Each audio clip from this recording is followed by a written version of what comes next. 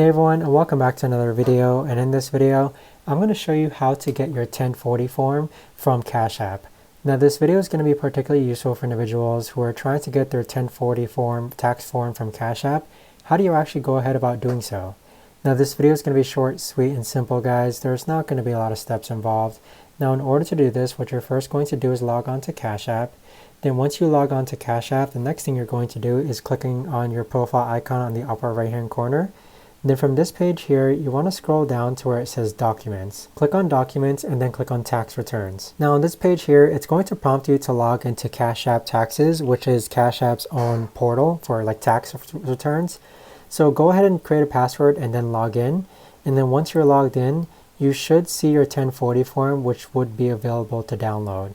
So for this example here, you can see that I have a 2024 return where I can just download the PDF and then provide it to my accountant. But that right there, guys, is the best and easiest way that I know of to actually go ahead and download your 1040 form from Cash App. If you guys know of a better or easier way to actually do this, let me know in the comments down below. I would love to know. Thanks so much for watching, everyone, and I'll see you guys all in the next video.